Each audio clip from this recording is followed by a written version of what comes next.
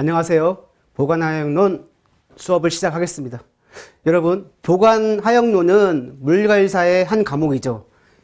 그래서 보관하역론 같은 경우에는 보관론과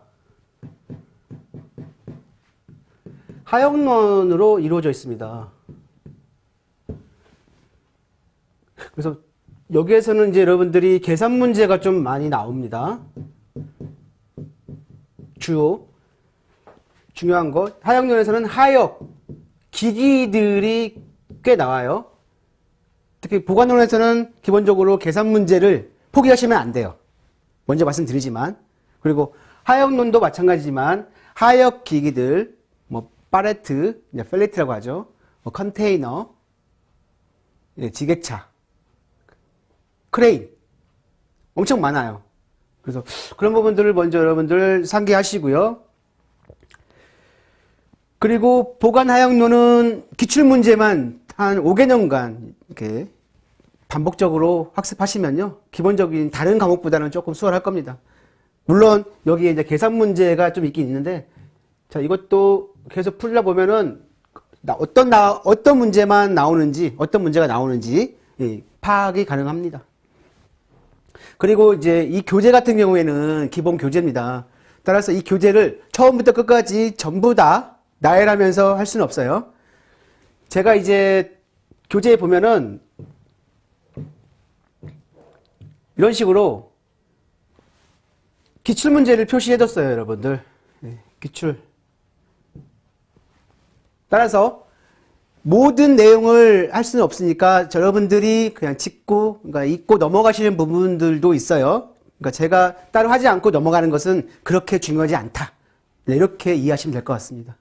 따라서 우리는 주로 시험에 나왔던 기출 내용을 중심으로 설명을 드리고요.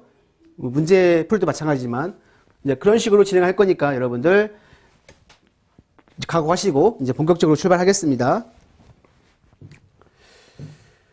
먼저 보관의 일반적 개념인데요.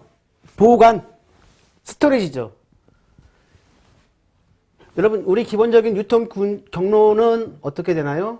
이렇게 되죠. 이제 생산자로부터 소비자로 이어지는 이러한 구조인데, 중간에 유통 경로가 존재하죠. 뭐 개입을 하는 숫자가 많을 수도 있고 그렇지 않은 경우도 있고요. 그래서 우리가 생산자와 소비자가 서로 거래하는 걸 우리가 매매를 상류라고 하죠. 매매. 상류.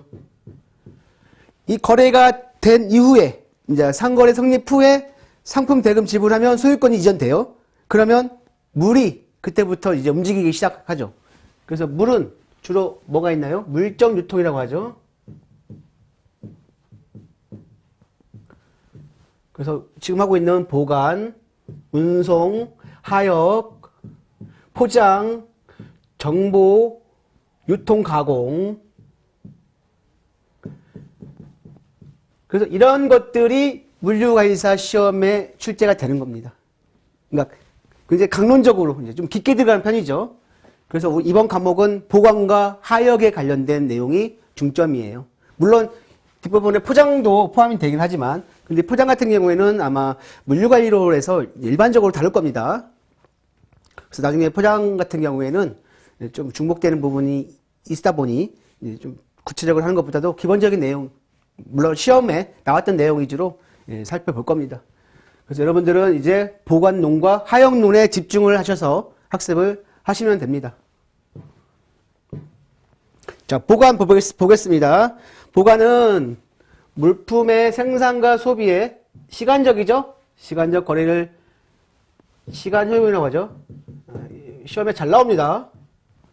시간적 거래를 조정하여 시간적 효용을 창출하는 것으로 적시에 원료 및 부품을 공급하여 생산을 원활하게 하고 그 제품을 수요에 적합하게 적시에 출하하여 판매 효과를 높이는 기능을 가지고 있다. 특히 기업의 보관시설 목적은요, 그러니까 여러분 보관은 창고 생각하시면 되죠. 지금은 창고보다는 이제 물류센터라고 얘기를 많이 하죠. 센터, 단지, 뭐 화물터미널 등등의 뒤에 내용이 나와 있으니까요. 그래서 수송비와 생산비를 줄이고 공급과 수요 균형을 수급 조절이라고 하죠. 생산 과정을 지원하고 판매 활동을 지원하기 위해서이다. 재화를 물리적으로 저장하고 관리하여 주문에 따라 피킹, 분류, 건품 및 출고, 배송 작업을 수행한다. 피킹은 이제 꺼내는 거예요. 이제 뒤에 보면은 이런 용어들에 대해서 부연 설명 또는 정의에 대한 내용들이 나오니까요. 일단 보관이 정의가 무엇인지 여러분 정확하게 숙지할 필요가 있습니다. 보관은 시간적 효용이에요. 그러면 운송은 무슨 효용일까요? 장소적 효용이에요. 장소 효용. 거리적, 장소적 간격을 해결해주는, 해소해주는 역할을 하죠. 자, 간단하게 보관에 대한 정의를 살펴봤고요. 보관의 기능, 최근에 시험에 출제가 됐습니다. 어떻게요? 여러분이 그러니까 공부를 확실하게 하셔야죠. 나왔던 문제들 확실하게 기출문제 중심으로 학습하세요. 그러면 60점 이상 충분히 가능합니다. 여기에 계산 문제만 여러분이 좀 더 신경 쓰면 80점까지도 획득할 수 있어요. 네, 그래서 보관의 기능, 제품의 시간적 효용 창출, 아까 말씀드렸죠. 수송과 배송의 연계, 그러니까 수배송의 윤활유 역할을 한다는 얘기죠. 윤활유 역할을 한다. 생산과 판매 간의 물량 또는 물량 조정 또는 완충을 하는 것이죠. 생산자가 자기 제품을 창고에서 공장에 다 둘 수가 없어요. 그렇죠. 따라서 보관 시설에 놔두고 거기에서 기민하게 소비자들에게 대응을 해야 됩니다.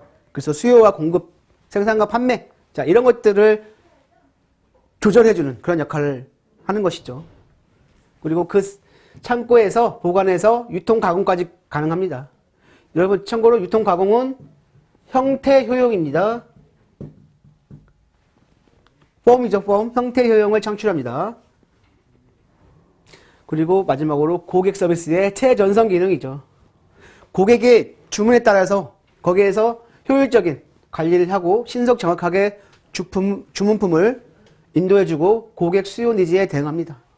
따라서 전방에서 소비자들이 요구하는 그러한 상품들을 신속하게 보급해주고 전해주고 딜리버리라고 하죠. 배송해주는 그런 역할을 하죠.